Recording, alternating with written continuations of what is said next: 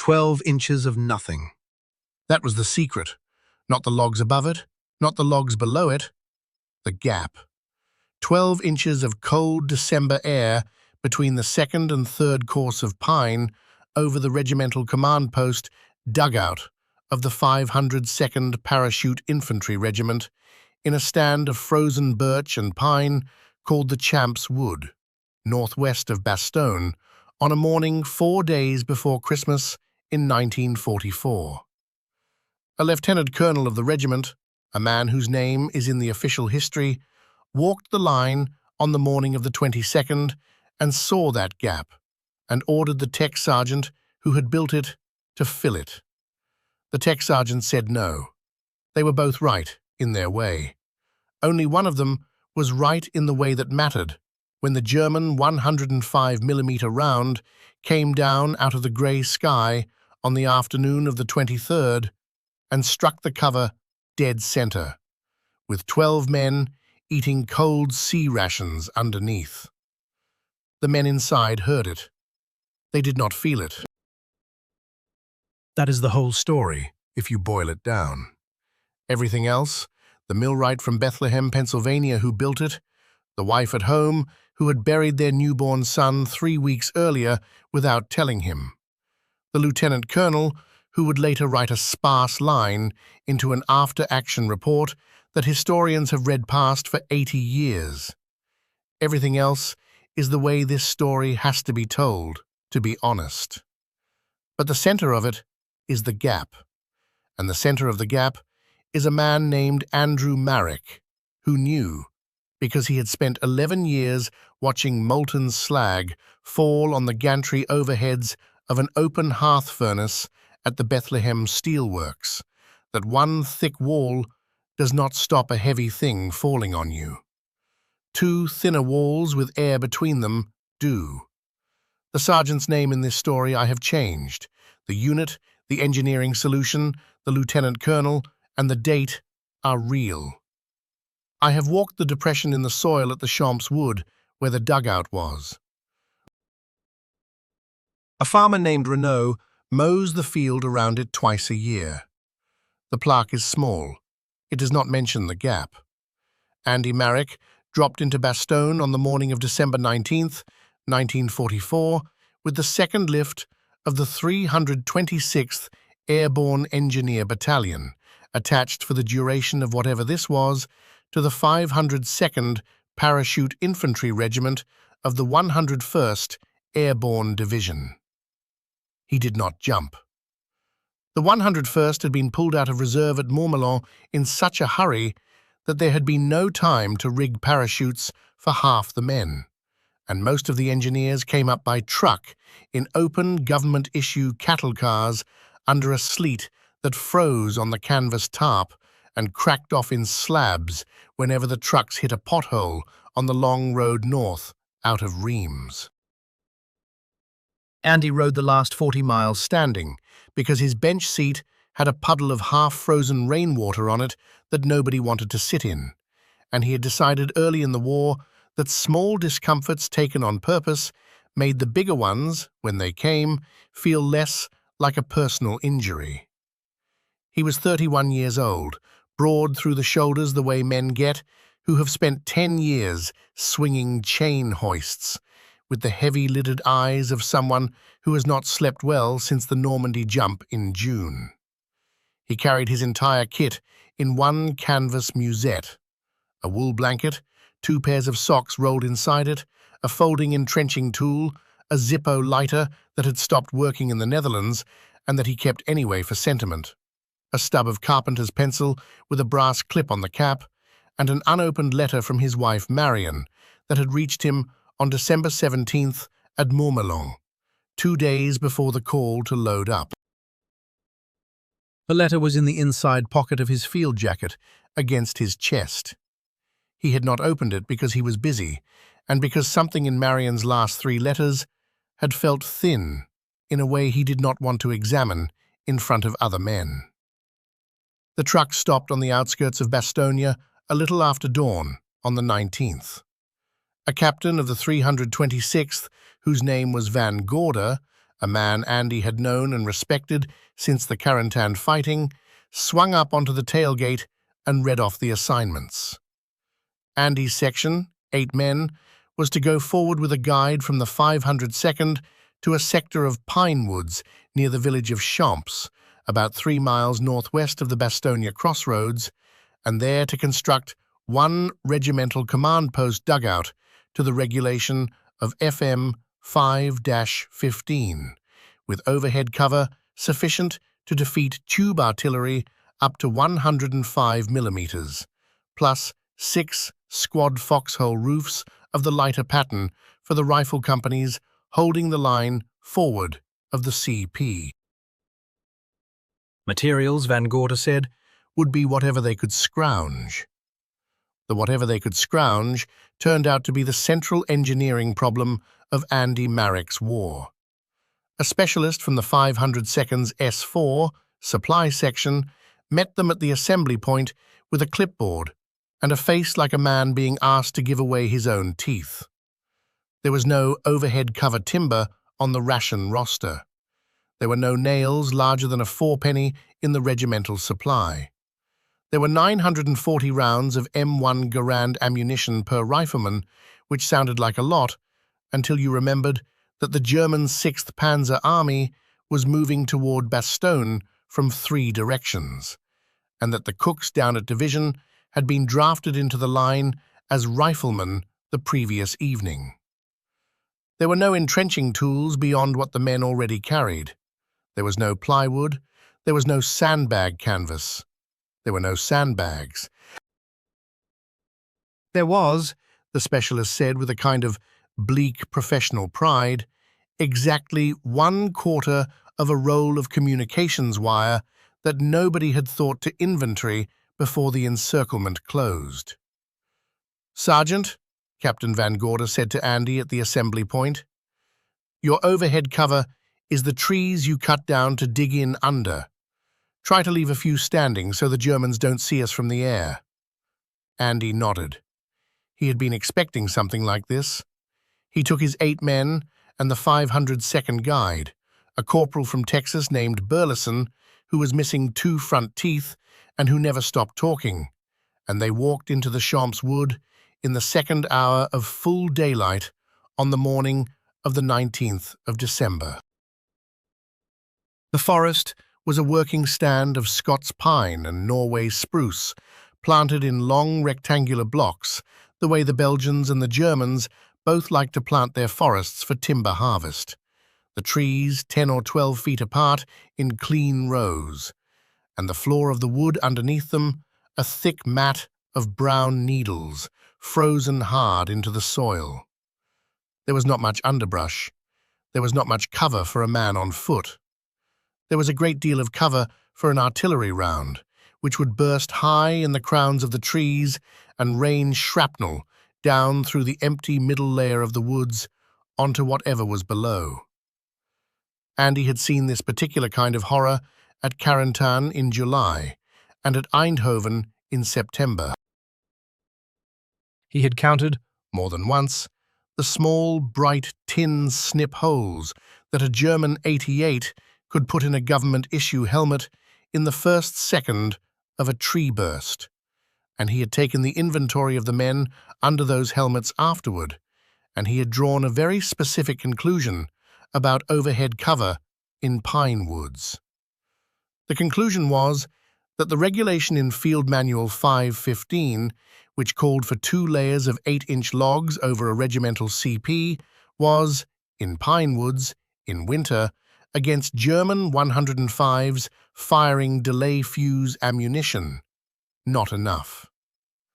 The corporal from Texas led them to the spot the 502nd's executive officer had marked for the regimental CP. It was a slight rise on the northwest edge of a firebreak in the trees, about 300 yards forward of the regimental aid station and about 1,500 yards back from the most forward platoon of A Company, 502nd. The rise gave a man on the ground inside the dugout an acoustic advantage. He could hear small arms fire from the line forward of him at a useful range, and it gave the artillery forward observer at the dugout's edge a line of sight through the trees to a long, shallow valley to the northwest, where the Germans, when they came, were expected to come from. There was nothing wrong with the spot. There was a great deal wrong with the materials they had to work with. Andy stood on the rise for about 3 minutes and did the engineering arithmetic in his head. He had 8 men, including himself, and a corporal who would help when not telling a story about his uncle's hunting cabin near Tyler. He had whatever pine and spruce he could fell from a radius of perhaps 400 yards. He had the trenches and the cover for 1 regimental CP, 6 squad foxhole roofs, and probably some part of a forward observer's position to build before the Germans arrived in force, which the divisional G2 was estimating would be sometime on the 22nd or 23rd. He had no nails worth mentioning. He had, by the most generous count, 3.5 days. He took out his stub of carpenter's pencil with the brass clip and a folded piece of brown ration paper from inside his musette, and he sat down on a frozen log at the edge of the rise, and he began to draw. The drawing took him most of an hour. The men, who had been around Andy long enough to know what an hour with the pencil meant, sat down on their own logs nearby and broke out the small breakfast they had carried up from the trucks. A tin of cold beans, a piece of K-ration cheese, the color of a yellowed page in a Bible, a third of a chocolate D-bar that Andy's man Pribillo had been saving since the Netherlands. They ate quietly. Burleson from Texas was telling them in a slow, comfortable voice about an uncle who had built a smokehouse on his property near Tyler that you could stand inside of in the middle of August and not break a sweat. Andy was not listening. He was drawing. What he was drawing was a section view, in pencil on the brown ration paper, of a regimental command post dugout, 16 feet long by 10 feet wide by 8 feet deep, dug into the rise on the northwest edge of the fire break, with overhead cover laid in 3 courses of pine instead of the regulation 2, and with, between the second course and the third course, a deliberate, measured, 12-inch open-air gap. The first course of logs would sit directly on the dugout's earthen lip, taking the immediate load. The second course would sit on top of the first, cross-stacked. And then, with 2 short upright posts wedged at each corner to hold the spacing, the third course would float 12 inches above the second, with cold December air in the gap between them. He looked at the drawing for a long time. Then he folded it carefully, put it back inside his musette, took out the carpenter's pencil again, and began drawing the dugout a second time, this time on a fresh sheet of ration paper, to the regulation FM 5-15 standard. 2 courses of pine, packed earth on top, no gap. He put both drawings into his musette. The men were finishing their chocolate. Burleson was still telling them about the smokehouse. "All right," Andy said quietly. He stood up. "We've got a CP to dig and 6 roofs to lay before the Krauts get here. Let's start cutting trees. Pribillo, you and Macklin take the saws and go drop me 8 straight 12-footers from the second row east. No taller. I do not want them seeing the missing crowns from the air. Burleson, take the corporal and start me a line of stakes at 16 by 10 on the rise. Valansky, get out the entrenching tools. We are digging by hand because there is no other way to dig. The rest of you, get me brushwood for camouflage and start me a small fire over there in the depression where the smoke will not show. The kettle goes on. We are going to be here a while." He stood at the edge of the fire break for another moment, looking northwest, into the long, shallow valley where the Germans were going to come from. The sky was a low grey lid pressing down on the tops of the pines. The air smelled of frozen sap and old smoke from the regimental aid station behind them, and a faint chemical sweetness from the diesel of trucks somewhere on the road back to Bastogne. A crow lifted off a pine crown about 150 yards out and beat away northwest, its wings making a flat, hard clapping sound against the cold air. Andy watched the crow until it disappeared into the grey, and then he reached inside his field jacket, almost without meaning to, and touched the unopened letter from Marion through the wool, and let his hand drop again, and walked back to the rise to begin. Roughly 3 miles southeast of where Andy Marek began driving his first stakes into the frozen rise at the Champ's Wood, in the basement of the Heinz Barracks on the northeastern edge of Bastogne town, Brigadier General Anthony Clement McAuliffe was being told for the third time that morning that the Germans had cut the road to Neufchâteau, and for the second time that morning that nobody knew where the German 6th Panzer Army actually was. The basement smelled of damp limestone, kerosene from the lamps, wet wool drying on the radiators, and the particular sour ozone of a switchboard that had been running on overload for 36 hours. 3 signallers were working it. A WAC corporal, whose name was Mary Reeves, was running coffee. A G2 captain, whose name does not matter for our purposes, was standing at a map table with a grease pencil in his hand and a look of patient, professional fury on his face. McAuliffe, call sign Kangaroo 6, although for the duration of the encirclement he was answering mostly to the General, because the Germans were almost certainly listening on the wire, had been the acting division commander for 48 hours. Major General Maxwell Taylor was in Washington at a War Department conference, and the senior brigadier was on convalescent leave for a wound taken in the Netherlands. And the third name in the chain of command had been killed in Normandy in July, and not replaced because the 101st was a paratroop division, and paratroop divisions were always short of general officers. McAuliffe had not asked for the job. He was, by training and temperament, an artillery officer. He had assumed command on the morning of the 18th and had not been to bed since. What he needed, at 1100 hours on the morning of December 19th, was a regimental command post for the 502nd Parachute Infantry that could survive direct fire from German 105s. The 502nd was holding his northern face.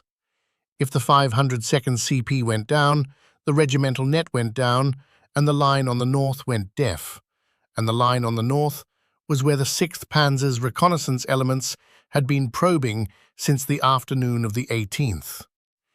He had told the 502nd's commanding officer this in plain Pittsburgh English at the morning conference.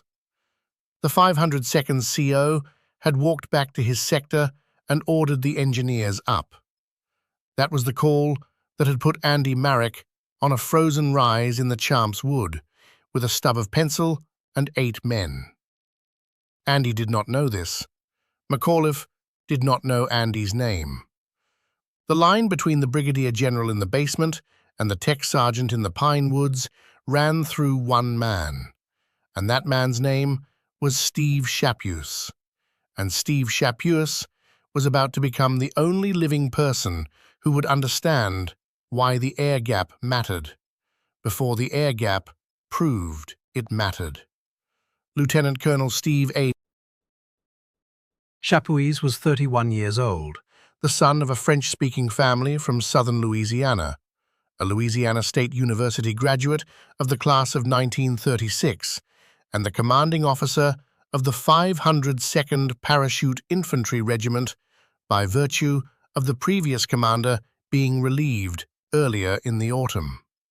He was a quiet man, dark-eyed, slightly built, with a Louisiana accent that he had spent 4 years at Baton Rouge trying to lose, and that came back in a hurry when he was tired or angry. On the morning of December 19th, he was both. He had spent most of the night walking his line, which ran in a long curve from Longchamps in the north, down through the Champs Wood, and around toward the Raconia Road, and he had counted his men personally, 2 by 2, in their foxholes, and he had a small notebook in his pocket in which he had written, against each company's number, the actual count of men present for duty and the actual count of rounds remaining per rifleman, and the actual count of overhead cover materials on hand, which was 0 across all 3 battalions. At about 11:30, he came up the dirt track from the regimental aid station and walked into the firebreak at the Champs Wood to inspect the CP site personally, because the CP was going to be his home for the duration of whatever this was, and because he wanted to look the engineer in the eye who was going to build it. He found a tech sergeant kneeling in the frozen needles with a folded piece of brown paper on his knee, and 8 men behind him cross-cutting 12-foot pine logs with 2-man saws, and a small kettle of coffee going in a depression nearby where the smoke would not show against the grey sky. Andy heard the colonel before he saw him. The corporal from Texas, Burleson, called out the salute, and Andy looked up and saw a small, dark-eyed man in a parachute jacket with the silver oak leaves of a lieutenant colonel pinned to the collar, and the parachute wings of an airborne officer pinned crooked above the left breast pocket. Andy folded the brown paper, stood up, came to attention, and returned the salute. "Sergeant," Chapuis said. "Sir? How long will it take?" Andy thought about this for a beat. 3 days, sir. Maybe 3.5. CP plus 6 squad roofs, plus the forward observer pit. If the men do not have to break off for line duty, and if the weather holds at this temperature and does not warm up enough to soften the ground. What are you using for nails? 3 penny and 4 penny, sir. We are out of anything larger. I have my men salvaging where we can, but the rifle platoons have been using everything they get for their own foxhole roofs, and that is fair, because their foxholes have priority. Overhead? Pine, sir. Local. 3 courses with an air gap between the second and the third. Chapuis was a quiet man. He did not raise his voice, but he stopped where he was, 3 paces from Andy, and looked at him for a long moment. Behind him in the firebreak, Prebillo had stopped the saw mid-stroke and was watching them. Burleson from Texas had stopped talking. The only sound was the small, wet hiss of the kettle in the depression and the creak of frozen pine somewhere east in the woods. 3 courses, Chapuis said, with an air gap. Yes, sir. That is not the regulation. No, sir.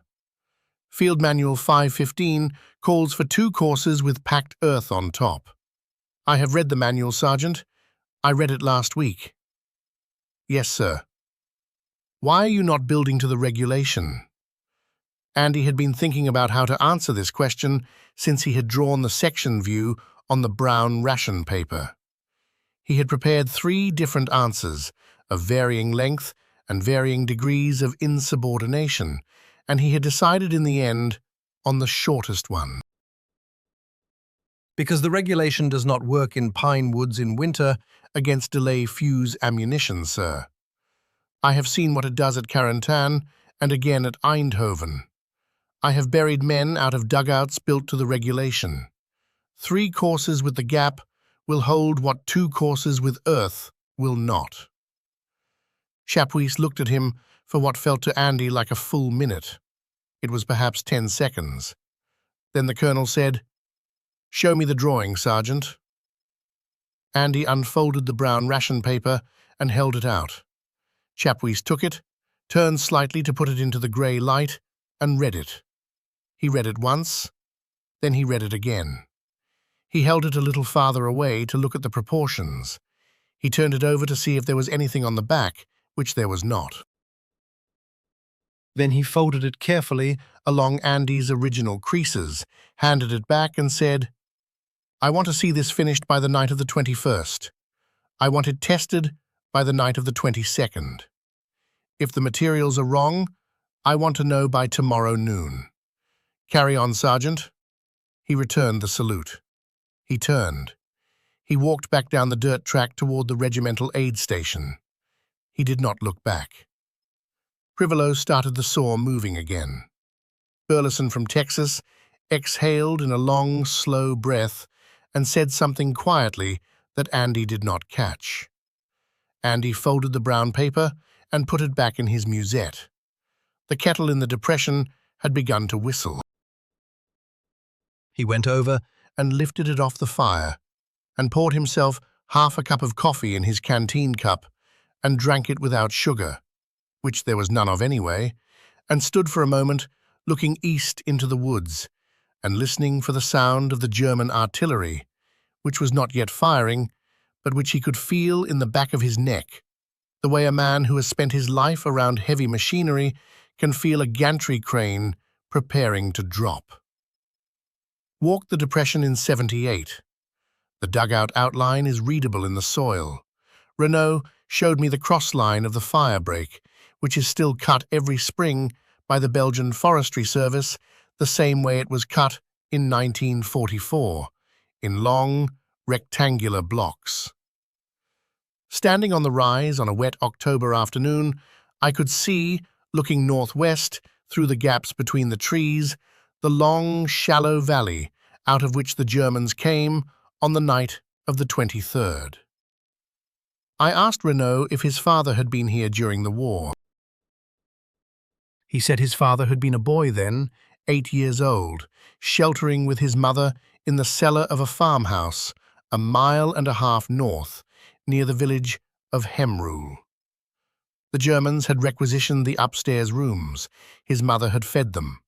Renault said his father, who is now an old man, will not talk about the war directly, but will sometimes mention, in passing, that the Americans who came afterward were polite and were always cold.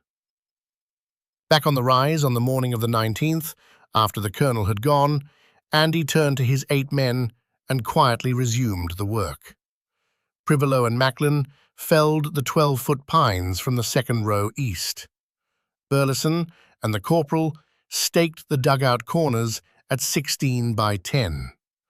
Polanski and 3 others began the hand dig of the 8-foot pit. By the end of the short December afternoon, with the grey light going to true grey and the temperature dropping out of the high 20s down toward the teens, they had dropped 14 trees, limbed and cross-cut 12 of them to 12-foot logs, excavated about 2 cubic yards of frozen earth out of the 8 cubic yard pit, and lost the entrenching tool of a man named Reeves to a piece of buried granite the size of a small dog. Reeves spent the last hour of light digging with a piece of broken pine root and his bare hands inside his wool gloves. They slept that night in a brushwood shelter at the edge of the fire break, 8 men under one canvas tarp that Burleson had scrounged from the regimental supply, with a small, slow fire of pine offcuts banked in the depression at the back of the shelter. Andy slept against the south wall of the shelter with his musette under his head as a pillow. He slept for about 4 hours. He woke at 02:30 with the cold settled deep into his joints in the way the cold gets into a man who has not eaten warm food in 3 days, and he sat up under the tarp and reached inside his field jacket and took out Marion's letter. He had been putting it off. He could not put it off any longer. He did not want to open it in front of his men in daylight, because he knew, in the way that a man married 8 years knows his wife, that something was wrong with the way Marion had written her last 3 letters. There had been a small, careful flatness to them. She had written about the rationing and about her mother's arthritis and about the difficulty of getting decent flour at Wetstein's grocery in Bethlehem. And she had not mentioned the baby once in any of the 3. Their son Stephen had been born on the 18th of October. Andy had received the news at Montmelon on November 6th, with a photograph Marion had paid $2 to have taken at a studio on Broad Street, a small, dark-haired infant in a white christening gown, looking up at the camera with the unfocused dignity of a 4-week-old. Andy had carried the photograph in his musette ever since. He had written back at length. He had written about coming home. He had written about the steel mill and about a small house on Linden Street that Marion's brother had told him was for sale at a reasonable price. Marion had written back twice. Neither letter had mentioned Stephen. Andy lit the stub of a candle inside his cupped hands, slit the envelope with the brass clip of his carpenter's pencil, and unfolded the letter. It was 3 pages, in Marion's careful schoolteacher hand, on the cream-colored stationery her mother had given her for their wedding anniversary in 1942. He read it through once, very slowly, and then he closed it, and folded it, and put it back into the envelope, and put the envelope back inside his field jacket against his chest. He blew the candle out. He lay down on his side with his face to the canvas wall of the shelter so that none of the 7 other men under the tarp would see his face, and he stayed that way for the remaining 2 hours before first light, and he did not sleep. Stephen had died on the 17th of November of scarlet fever in the children's ward at St. Luke's Hospital in Bethlehem, 2 weeks before his first month of life. Marion had not written sooner because she had not wanted to put it into a letter that would catch him at the wrong moment. She had heard from a neighbor of the Montmelon staging area, and she had reasoned, in the way Marion reasoned about everything, that the news could not change anything Andy was going to do, and that she would rather he learn it on a quiet night in barracks than in a foxhole on a line. She had been wrong about the barracks. She had been right about the rest. She wrote that she was holding up. She wrote that the grave was small. She wrote that the photograph he was carrying was the only one they had. She signed it, "Your wife always, Marion," and underneath that, in a different ink, as though she had added it later, the words, "Come home when you can. There is no hurry now." At first light, Andy got up out of the brushwood shelter, brushed the pine needles off his field jacket, lit a small fire in the depression, made coffee for the 8 men in the kettle, said good morning to Prabillo and to Burleson and to Polanski, and went back to work on the dugout. He did not tell anyone. He did not mention the letter. He did not allow himself to think about Stephen for more than the small, dark moments at the bottom of each kettle of coffee he poured for the next 4 days. He had a CP to build, and the regimental aid station behind them had taken in 17 wounded overnight from a German patrol that had probed Company B's line at 0430. And there was no time, and there would not be time for a long while, and he had the discipline of a millwright who had once stood under a swinging hook for 9 straight hours at the open hearth because the relief had been killed in a car accident on the way to the night shift. And he was going to use that discipline now. He had not survived 11 years at Bethlehem Steel and 23 months of war to break in front of his men in a Belgian pine wood at 0530 on the 20th of December. By the end of the day on the 20th, they had the pit dug to 7.5 feet by 16 feet by 10 feet. Walls revetted with cross-stacked pine slabs cut from the offcuts of the cover logs, drainage trench cut at a 0.5% grade toward the east end, where the soil sloped slightly downhill, and the first course of pine, 12 full logs, 12 feet long, 8 inches diameter, laid in place across the top of the pit on a rim of packed earth.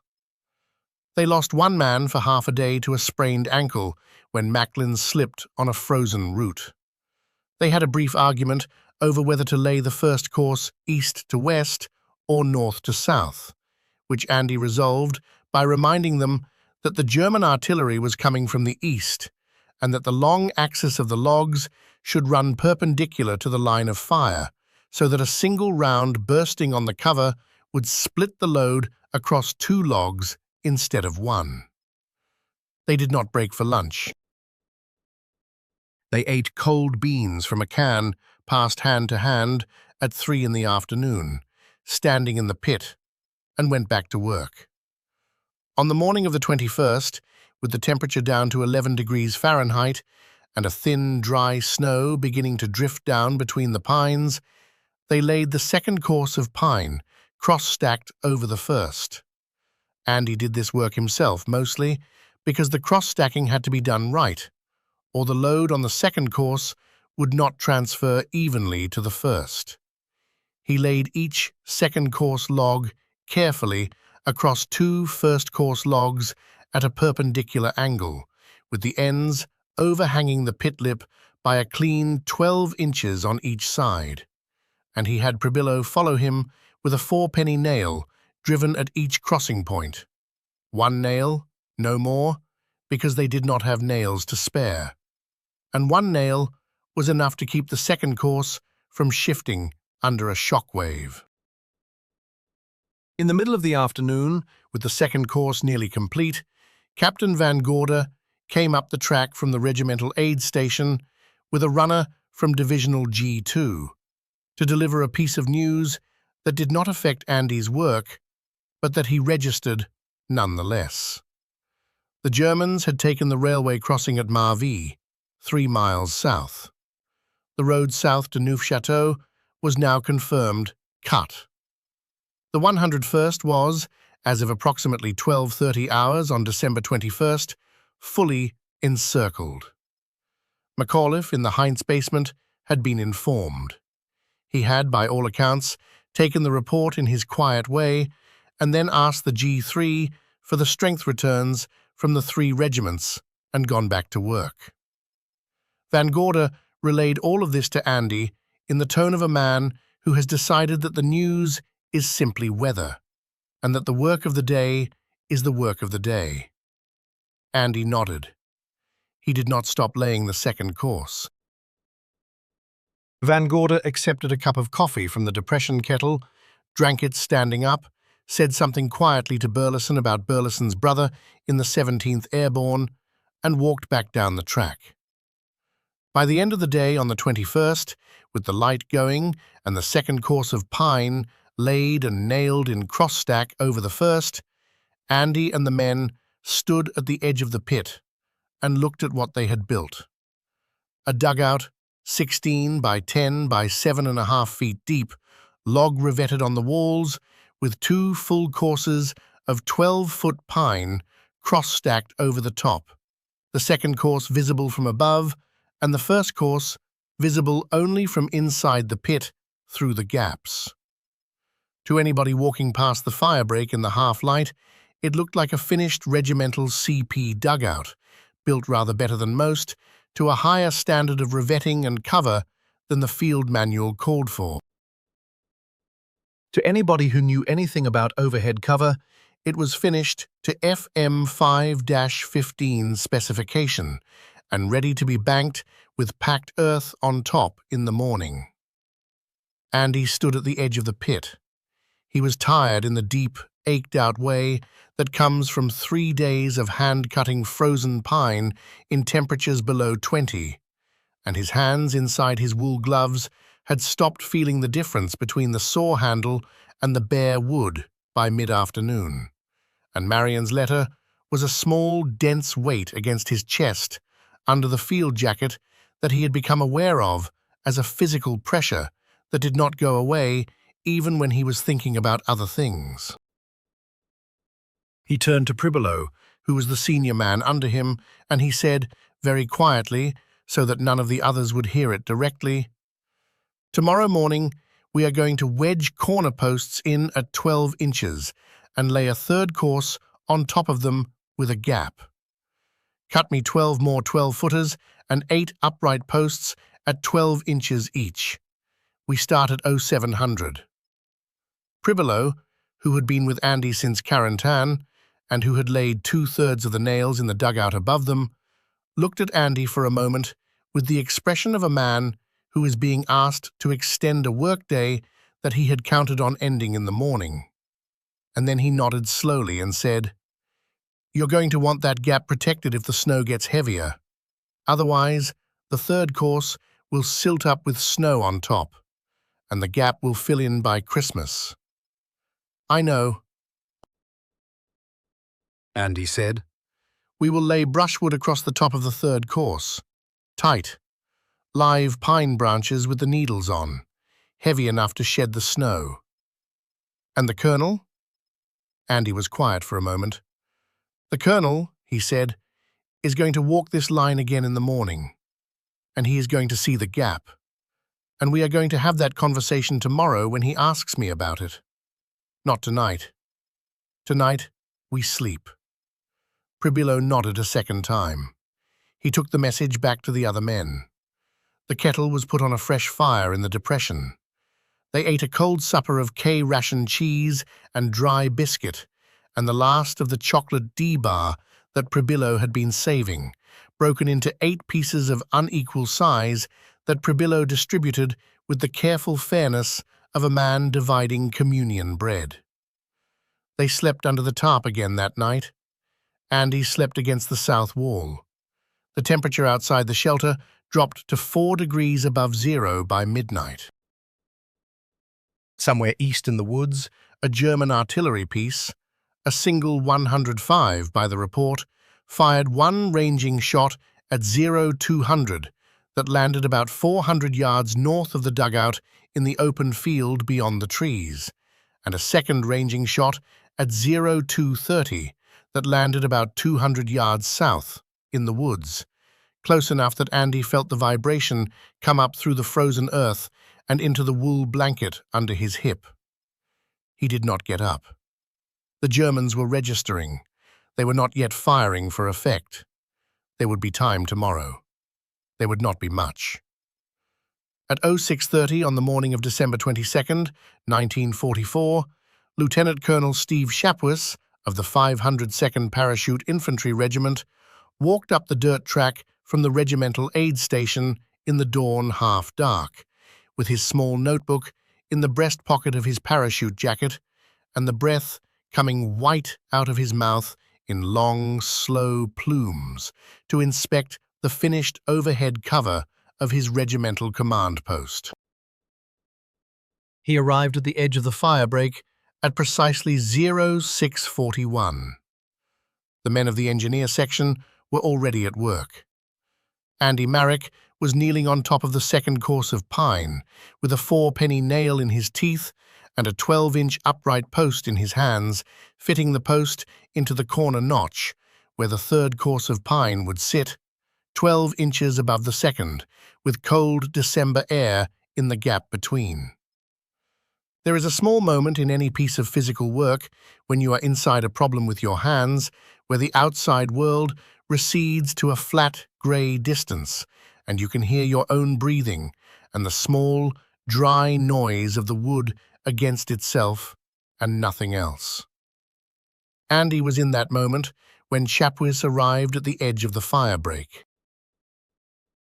He was kneeling on top of the second course of pine, with a 4-penny nail in his teeth and a 12-inch upright post in his hands, and he was concentrating on whether the post would hold the third course at a true 12 inches all the way across, or whether it would settle a half-inch in the night under the load of the logs on top, and he did not look up. He heard the colonel arrive. He heard Burleson call the salute. He finished setting the post, drove the nail home with 2 careful blows of his small ball-peen hammer, and only then did he take the second nail out of his teeth, set down the hammer on the second course log beside his knee, stand up to his full height on top of the cover, and salute. "Sir." Shapwis returned the salute.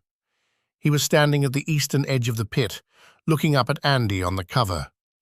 The grey morning light was coming in over his shoulder from the firebreak behind him. His breath was still coming out white. He did not say anything for about 5 seconds. Then he said, "Sergeant, there is 12 inches of space between the second course and the third." "Yes, sir." "You are leaving that as air." "Yes, sir." "Sergeant, I want you to fill that gap with packed earth, tamped, 12 inches deep, the way the regulation calls for.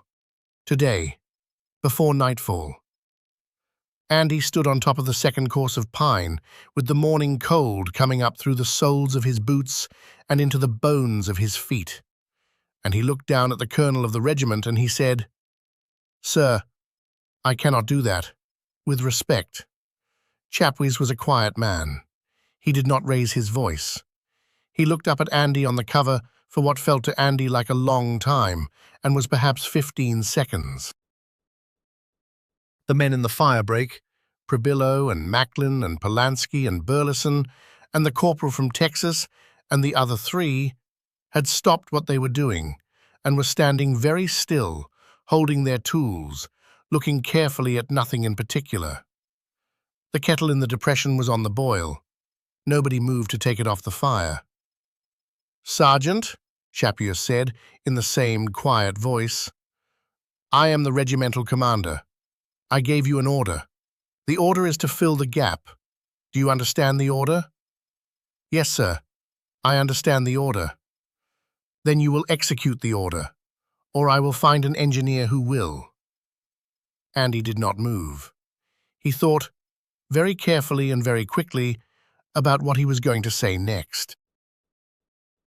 He thought about the brown ration paper drawing in his musette and about the gantry overheads at the open hearth at Bethlehem Steel, and about a man named Joey Polchak who had been killed on the gantry in 1937 by a falling slag pot, because the overhead crash guard above the operator's seat had been built as a single thick steel plate instead of 2 thinner plates with a 6-inch gap between them, and about a section view that an old German-trained millwright named Otto Hessler had drawn for Andy on the back of a payroll envelope in 1938, 6 weeks after Polchak's funeral, explaining to him for the first time why 2 plates with a gap absorb a shock better than 1 plate twice as thick.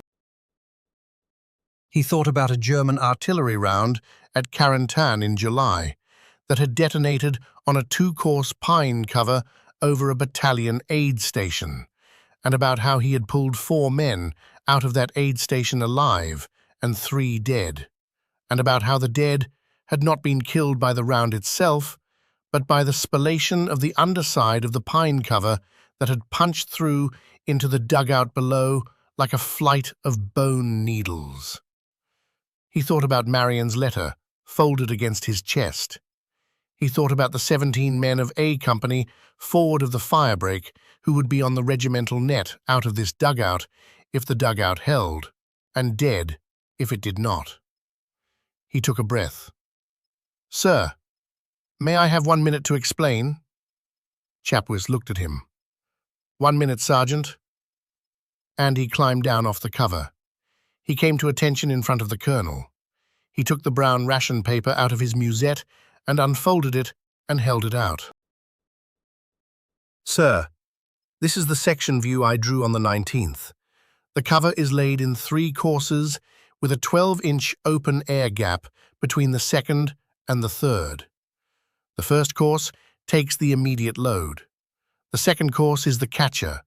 The third course is the deflector. The gap is what makes the whole thing work." Chapwiz did not take the paper. He kept his eyes on Andy. "Why?" "Sir, a delay fuse round detonates after impact. It does not detonate on the surface. It penetrates the first surface it hits and then detonates inside. If the cover is one solid mass, the round penetrates the top, detonates inside the mass, and the explosion is contained by the mass and projected downward into the dugout. The men inside take the full force of the shock wave." "Sergeant, this is in the field manual." "Yes, sir." The field manual then says to use 2 courses with packed earth on top, which gives you what looks like a single thick mass. That is what the regulation gives you.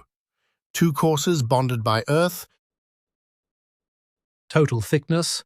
about 28 inches counting the dirt. The round penetrates the dirt. It detonates between the courses or inside the lower course. The shock wave is projected straight down. The men inside take it. Plus, they take spallation from the underside of the lower course. Pieces of wood the size of a man's thumb, driven into the dugout at high velocity. I have buried men killed by spallation, sir. They were not killed by the round. They were killed by their own cover. Chapuis was very quiet. Continue, Sergeant. Sir, 3 courses with a 12-inch air gap is different. The round hits the 3rd course on top first. The 3rd course is unsupported on the underside. It is sitting on 12-inch posts at the corners and on the gap underneath it. The round penetrates the 3rd course. It detonates either inside the 3rd course or in the air gap below it.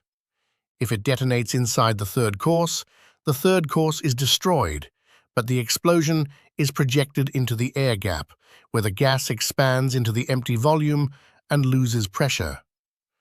The 2nd course below the gap takes only the residual pressure of an expanded gas, plus whatever pieces of the 3rd course fall down through the gap, which the 2nd course catches. The 1st course below that takes almost nothing. The dugout below takes a heavy thump and some pine splinters falling through the lower cracks. The men inside are alive. And if the round detonates in the air gap directly, same result. Sir, the gas expands into the gap volume. The 2nd course catches the broken pieces of the 3rd. The 1st course is uninvolved. The dugout takes a thump. And if the round penetrates all 3 courses without detonating until inside the dugout, sir, that requires the round to penetrate 24 cumulative inches of pine, plus a 12-inch air gap, plus a 12-inch air gap of dugout headroom above the men, while the delay fuse is still timing out. A 105 with a standard point-detonating delay fuse does not have that depth of penetration. It will detonate either inside the 3rd course or in the upper gap. 85% of the time, in my experience, it detonates in the upper part of the 3rd course on impact friction, even before the delay completes. In your experience. At Carentan, sir, I dug out 3 German 105 rounds that had penetrated a 2-course pine cover with earth on top and detonated inside the 2nd course. Every man in the dugout below was dead from shockwave and spallation. At Eindhoven, I dug out 4 similar rounds with similar results. I sketched the failure pattern. I have the sketches in my musette. I have been carrying them since September. I drew this design from those sketches and from a piece of work I did before the war at Bethlehem Steel on overhead crash guards over the open hearth furnace operators. You did civilian work on overhead crash guards before the war? Yes, sir. For 11 years. Same engineering principle. A falling slag pot from a gantry crane has about the same kinetic energy as a 105mm artillery round at terminal velocity. We learned at the mill in 1937, after a man named Polchak was killed by a slag pot through a 1-inch single-plate crash guard. To build the guards as 2 thinner plates with a 6-inch air gap. We did not lose another operator at that mill in the 7 years between 1937 and the time I left to enlist. Chapuis was looking at the brown ration paper now. He took it from Andy's hand. He looked at it for a long moment in the grey light. He turned it over to check the back, which was still blank. He folded it carefully and handed it back. Sergeant, Why did you not tell me this on the 19th? Sir, you did not ask. You looked at the drawing and you told me to carry on. I assumed you understood it. There was a small, dry, almost inaudible exhalation from Chapuis that might have been a laugh, and might have been an oath in Louisiana French, and might have been nothing at all. The men in the firebreak, Pribillo, Polanski, the corporal from Texas, were standing absolutely still. The kettle was now whistling on the boil. Nobody had moved to take it off. Chapuis looked at Andy for another moment. Lay the third course, he said, With the gap. Brushwood camouflage on top by nightfall. I want this finished and tested by 2,000 hours tonight. The regimental staff and the forward observer party move in at 20:30. Carry on, Sergeant. Sir. Chapuis returned the salute. He turned.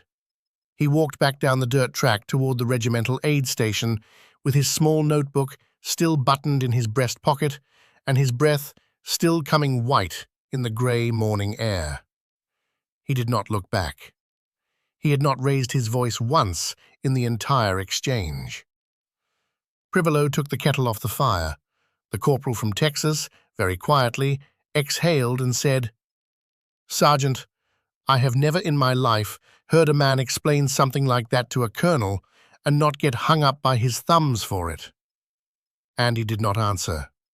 He folded the brown ration paper and put it back in his musette. He picked up his ball-peen hammer.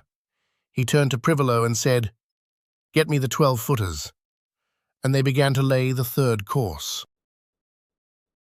The third course of pine went on through the rest of the morning of December 22nd, with the temperature creeping up toward 15 degrees Fahrenheit and a thin, dry snow falling intermittently between the pines.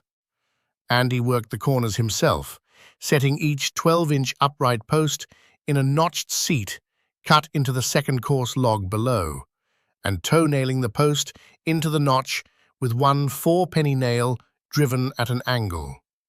The third course logs went down on top of the upright posts in cross-stack to the first course, perpendicular to the long axis of the dugout, the same way the second course had gone down on the first.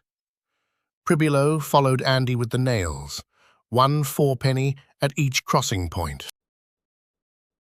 Macklin and Polanski and the others were cutting brushwood from the live pine branches of the felled trees, long, heavy branches with the green needles still on them, the kind that would shed snow like the roof of a Pennsylvania barn, and stacking them at the edge of the firebreak in 3 neat ricks. They broke for cold beans at noon. Burleson from Texas told them, in a slow, comfortable voice, about an uncle who had built an overhead crash guard for the foreman's office at a sawmill near Lufkin, out of 2 layers of 2-inch pine plank with a 6-inch gap between, after a length of falling oak had killed the previous foreman through a single plank guard. And Andy listened to this story carefully, even though he had been listening to Burleson's uncle's stories for 3 days, and had begun to suspect that Burleson had been raised by a series of uncles, each more competent than the last, and each living in a different, small Texas town. The story Burleson was telling now was, as far as Andy could tell, true. The principle was the same as the gantry crash guard at Bethlehem Steel, and the same as the third-course pine cover with the 12-inch gap, and the same as a great many other quiet pieces of work done by men with their hands in workshops and mills and farmyards all across the country, of which the field manual at the War Department in Washington knew nothing. I walked the firebreak at the Champ's Wood in October of 1978, or rather, the second time I walked it. The first had been a brief stop with a tour group 2 years earlier, which does not really count as walking it.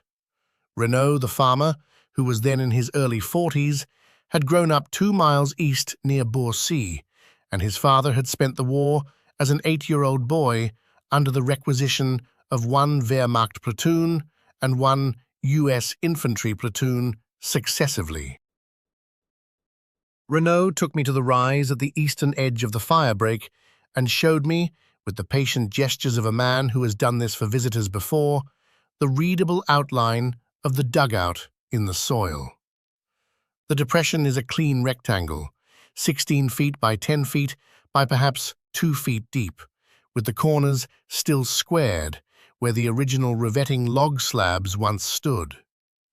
Around the depression, in a ragged circle about 20 feet across, the pines are slightly thinner than in the rest of the wood, second growth from after the war, where the original first-growth pines had been felled for cover. Renault said the Belgian Forestry Service had wanted to fill the depression in for safety in the late 1950s, and the local commune had told them no. The plaque had been put up by an American visitor in 1972. It said simply, 502nd PIR/326th AEB/December 1944. It did not say anything about the gap. The third course was finished on the cover at about 1500 hours on the afternoon of December 22nd. Andy stood on top of the dugout on the third course and stamped his boot on the pine to feel how it sat on the upright posts at the corners. The course did not move. It was nailed at every crossing point to the cross-stacked second course logs underneath through the upright posts, with the 12-inch gap clean and open between. Pribillo handed up the first armload of live pine brushwood. Andy laid the brushwood across the third course in a thick, interwoven mat, 6 to 8 inches deep, with the needles outward and the long axis of the branches running across the dugout perpendicular to the slope of the rise, so that snow falling on the cover would slide off rather than build up. By 1730, with the light failing, the dugout was finished. From above, walking past the firebreak in the half-dark, it looked like a slight rise in the forest floor with a heavy thatch of pine needles on top. The first course of pine was visible only from inside the pit through the gaps. The second course was visible from above only as a flat shape under the third course and the brushwood. The third course itself was invisible under the brushwood. The 12-inch gap was invisible to anyone who did not know to look for it. The dugout entrance, a small low passage with a right-angle turn for blast protection and a heavy canvas door, opened on the southwest face of the rise, where it would be screened by the rest of the firebreak from the line of fire to the east. Andy stood at the edge of the rise in the failing light and looked at what they had built. The 48 hours since Chapuis had given him the order to build it had compressed into something he could not remember in any sensible sequence. He had built the dugout, he thought, 3 times. Once on the brown ration paper on the 19th, once in his head on the night of the 21st, while Marion's letter lay against his chest, and once in pine and 4-penny nails between dawn on the 20th and the falling light of the 22nd. He was not sure now which of the 3 was the real one. At 1845, the first elements of the 502nd Regimental Staff began arriving at the dugout from the regimental aid station. A captain of the S3 came up first, with 2 runners and a wire team and a field telephone set, and the wire team began running new lines from the dugout entrance back down the dirt track and forward to the company observation posts. A first lieutenant of the S2 came in next with a map case and a clipboard and the surveyed grid coordinates of the German registration shots from the night before. The regimental sergeant major, an enormously fat man from Saint Louis named Doheny, whose voice was the kind of voice that fills a parade ground from one end to the other, arrived with the regimental color and a wooden writing desk that had been salvaged from a destroyed cafe in Bastogne town. By 1930, the dugout was operational. The wire was up, the telephone was on the desk, the color was in the corner. The kerosene lamp in the center of the dugout was throwing a warm, yellow pool of light onto the pine slab walls and into the corners. Lieutenant Colonel Steve Chapuis arrived at 1945 with his executive officer and his S3. He came in through the canvas door, ducked under the right-angle turn of the entrance passage, stood up inside the dugout, and looked around for a long moment.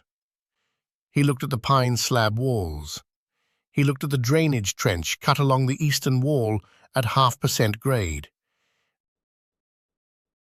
He looked up at the underside of the first course of cover logs, where the gaps between them were stuffed loosely with rags to keep falling debris out of the dugout, but to allow blast pressure to vent into the lower air gap above. He looked at the regimental color in the corner. He looked at the desk. He looked at the kerosene lamp. He turned to Andy, who was standing at attention by the canvas door. "Sergeant, this is a regimental command post. Thank you. Carry on." Andy returned the salute. He went outside into the cold. The temperature was dropping again, down toward 10 degrees Fahrenheit, and the snow was thickening, fat, slow flakes settling on the brushwood on top of the cover and beginning to lay down a clean white blanket over the third course. By 0200 in the morning, the cover would look from the air like nothing more interesting than a brushy spot in a pine wood with snow on it. Andy stood at the edge of the firebreak with Prebillo and Macklin and the corporal from Texas. They drank coffee in the depression by the small banked fire. Nobody said much. The German registration fire from the night before had not yet been repeated. The Germans, by all reports from the Divisional G2, were going to come in force tomorrow. Andy looked northwest through the gaps in the trees at the long, shallow valley where the Germans were going to come from, and the snow fell quietly through the pines onto the cover of the dugout they had just finished, and the kerosene lamp inside the dugout cast a thin, faint glow up through the cracks between the lower logs and into the lower gap, and out through the second course where Andy could just see it as a barely visible warmth in the underside of the brushwood. And he thought about the morning of the 23rd, which was going to begin in 7 hours. And he thought about Marion, and he thought about Stephen, and he finished his coffee. He slept that night under the tarp in the brushwood shelter for the last time. The regimental staff was now in the dugout. The engineers would build their own smaller dugouts over the following days for their own quarters. But that night, the night of the 22nd to the 23rd, the 8 men of Andy's section slept once more under the tarp at the edge of the firebreak. The temperature dropped to 7 degrees above zero by midnight. Andy slept against the south wall of the shelter with his musette under his head and his hand inside his field jacket, touching the folded letter from Marion against his chest. He did not dream. He woke at 0445 with the cold settled into him like a second skeleton. He got up. He went out into the dark and lit the small fire in the depression and put the kettle on. The morning of December 23rd, 1944, the morning of the test of everything he had built, was about to begin. The first German ranging shot of the morning came down at 0712. It was a 105mm round from the Leichter Feldhaubitze 18, the standard divisional howitzer of the Wehrmacht, the gun the Germans called the light field howitzer, although there was nothing light about a 105mm shell landing on a man's life, and it struck the open field about 120 yards north of the firebreak, in a spot the Germans had registered on the night of the 21st. Andy was in the depression by the small fire, putting a fresh kettle on, when the round came in. He heard the inbound, that thin, tearing canvas sound that a 105 makes in the last half-second of its flight, and he set the kettle down carefully and crouched and braced his forearms over the top of his helmet, and the round detonated, and the ground shock came up through the soles of his boots, and the sound of the burst rolled flat across the field and through the pines and was gone, and a thin column of frozen earth and dirty snow rose into the grey sky 120 yards north and held there for a slow moment before falling back. He stood up. He picked up the kettle. He set it on the fire. "Pribillo," he said quietly, "get the men into the foxholes. Now, Burleson, get into the dugout and tell the regimental staff the Germans are firing for adjustment from the northeast. Give them the bearing and the estimated range. Macklin, take 3 men and check the squad roofs on A Company's line. Make sure the brushwood on them is still tight. Move." The men moved. Pribillo had the section dispersed into the slit trenches at the edge of the firebreak in under 40 seconds. Burleson was in the dugout in under a minute. Macklin was on the dirt track east toward A Company's line in under 2. Andy stayed by the fire in the depression because the fire was a small fire and the smoke from it was thin and screened by the brushwood on the edge of the firebreak and visible to nobody, and because he wanted to be standing in the open when the second German round came in so that he could read its fall and triangulate the gun. The second round came in at 07:21, 9 minutes after the first. It landed in the woods about 80 yards south of the dugout, again in the open between the pines, low enough that no tree burst occurred. Andy stood by the fire and watched it fall, and made a note on the back of his hand with the stub of his carpenter's pencil. The Germans were walking the rounds in toward the firebreak from north and south. By the 3rd or 4th round, they would have the firebreak bracketed. By the 5th or 6th, they would be on it. The 3rd round came in at 07:29. It landed about 50 yards north of the dugout, this time inside the wood, and burst high in the crowns of 2 adjacent pines, and the tree burst rained shrapnel down through the empty middle of the wood onto the slit trenches at the edge of the firebreak, where Pribillo and the rest of the section were now crouched, with their helmets down and their fingers in their ears, and a fragment about the size of a man's fingernail caught Pribillo's man Reeves on the back of the left hand below the wrist, opening a small, clean cut about 2 inches long that bled steadily into the wool of his glove. The 4th round at 07:35 burst high in the trees 30 yards south. A piece of pine bark the size of a hand was punched out of one of the trunks by the shock wave and skipped across the firebreak. Macklin was just coming back from A Company's line and dove flat into the snow at the edge of the firebreak and crawled the last 20 yards to the depression on his elbows. He reported that the A Company roofs were holding. The roofs there were the lighter pattern, 2 courses of pine over a 4-foot foxhole with packed earth on top because there had been no time and no logs to build a gap, and they were rattling under the tree bursts but not failing, and the men under them were swearing in the steady, professional way that infantrymen swear when they are taking artillery and have nothing to do but wait for it to stop. He had a fresh cut on his cheek from a piece of bark. He did not mention it. The 5th round came in at 07:42. It landed 20 yards east of the dugout, in the firebreak itself, in the open, and detonated on impact in a flat, dirty, grey-black bloom of frozen earth and pine needles and snow, and the pressure wave hit the dugout cover hard enough that Andy, in the depression, felt his teeth click together. The third course of pine on the dugout cover took the pressure wave from the side and shed it. The brushwood on top stayed in place. The dugout did not move. Andy walked over to the dugout. He went in through the canvas door, ducked the right-angle turn, and stood up inside the dugout. The regimental staff was at work. Captain S3 was on the telephone to A Company.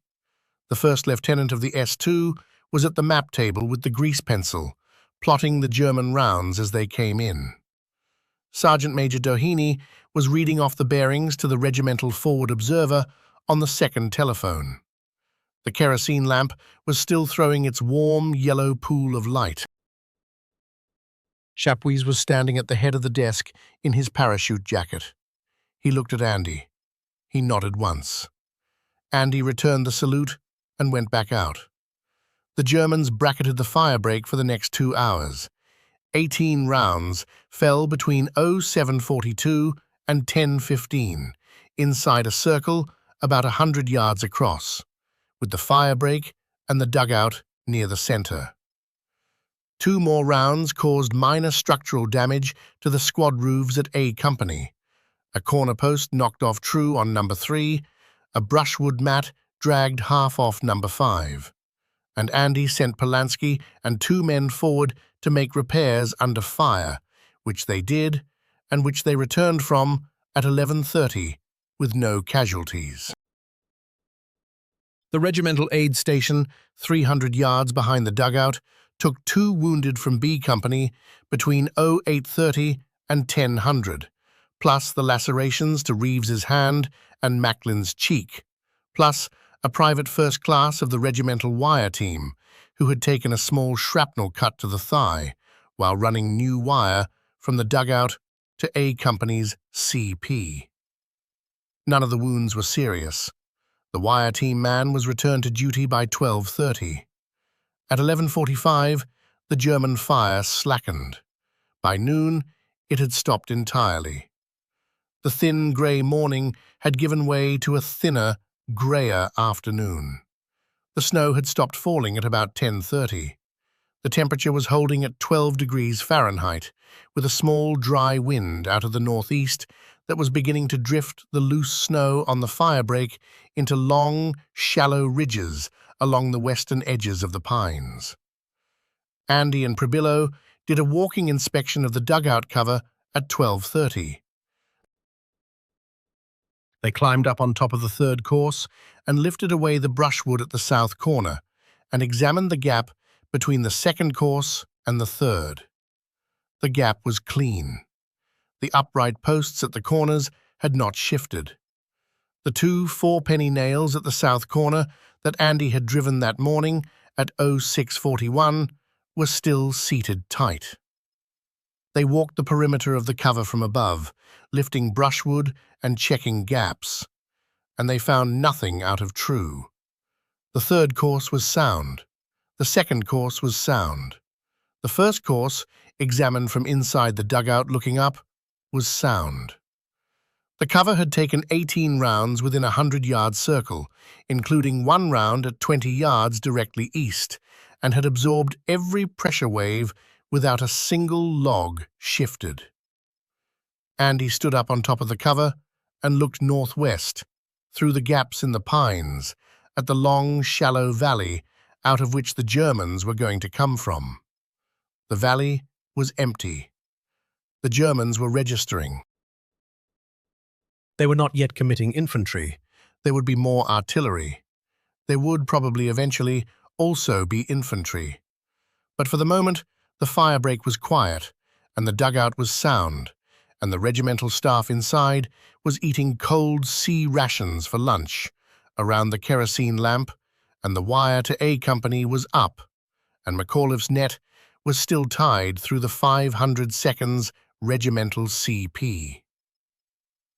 The round that defined Andy's war came down at 14:20 in the afternoon of December 23, 1944.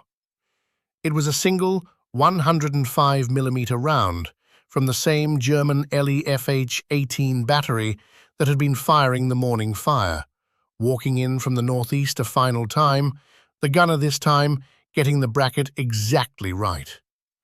There was no warning. The round had been in flight for less than 4 seconds. The thin, tearing canvas sound was on top of the fire break before anyone in the dugout had time to do anything about it. The round struck the cover dead center. 12 men were inside the dugout at the time, the regimental staff, and a forward observer party that had moved in for lunch.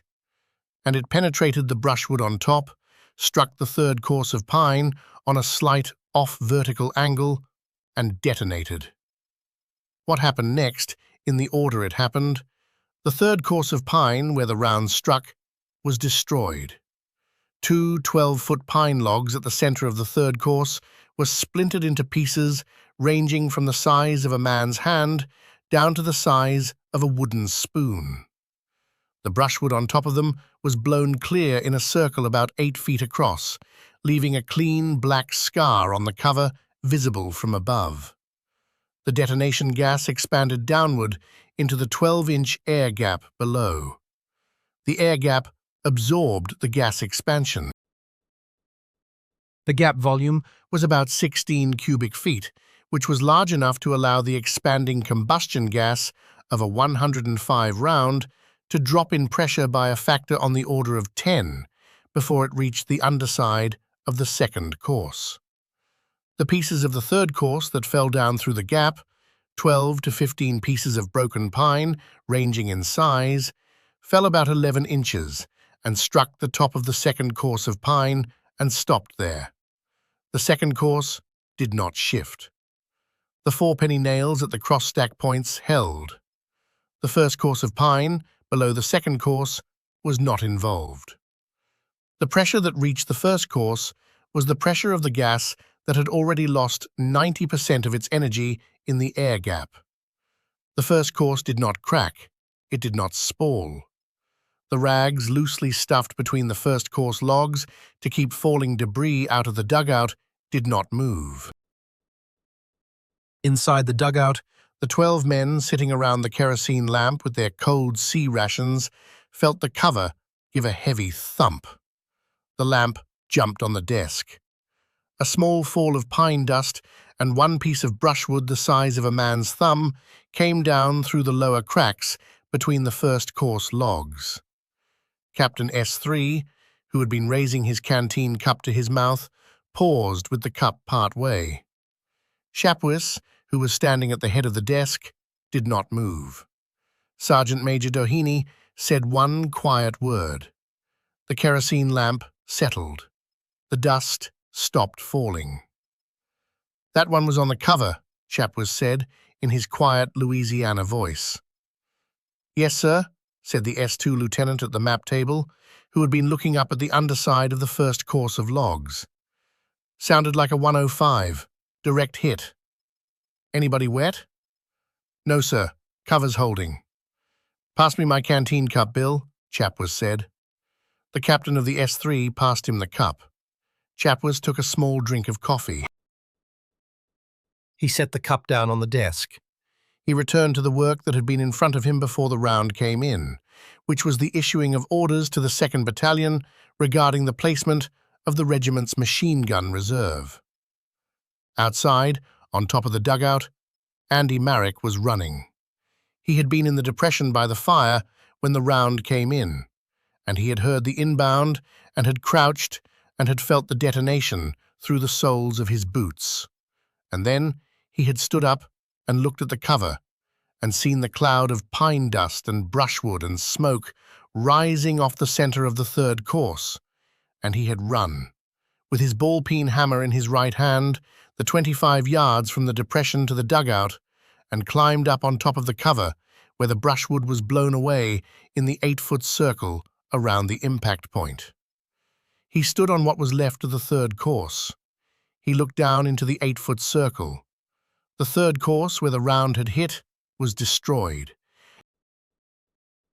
He could see the pieces of broken pine down on top of the second course in the gap. He could see, between the broken pieces, the surface of the second course. The second course was intact.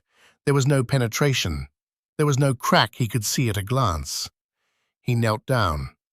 He put his ear against an intact piece of the third course at the edge of the impact circle, and he listened to the dugout below. He could hear the regimental S2 lieutenant talking quietly about a map plot. He could hear Sergeant Major Doheny reading off a coordinate to the forward observer. He could hear faintly the kerosene lamp guttering as someone pumped it back up to pressure. He stayed kneeling on top of the cover for a moment with his ear against the pine, and the cold of the wood came through his cheek into his teeth, and he closed his eyes for 2 seconds and then opened them again. Pribolo came up behind him on the cover at a fast walk. "Sergeant, anybody hurt down there?" "Nobody," Andy said quietly, without taking his ear off the pine. "I can hear the colonel breathing. He's drinking coffee. Get me 4 12-footers and 4 upright posts. We have to repair this section of the third course before the next round comes in." "Yes, Sergeant." "And Pribolo?" "Yes, Sergeant."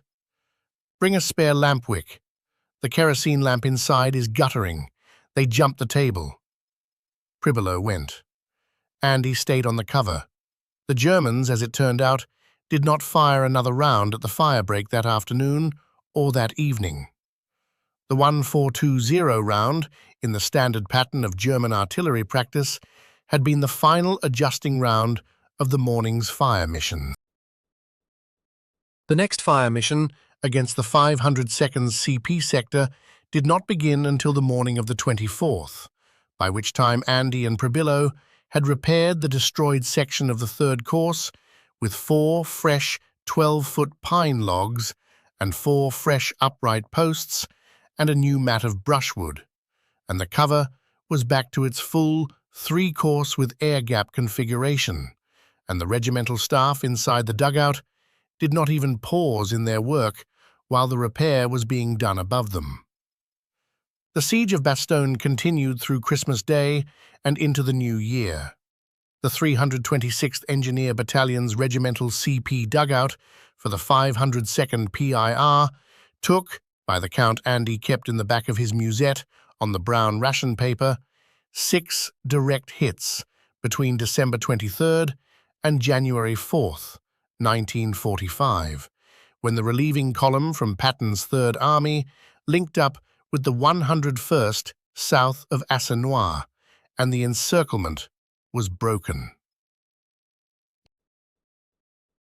Of those 6 direct hits, 2 were 105s, 3 were 88s, and 1 was, by the impact pattern, almost certainly a 150 Nebelwerfer rocket.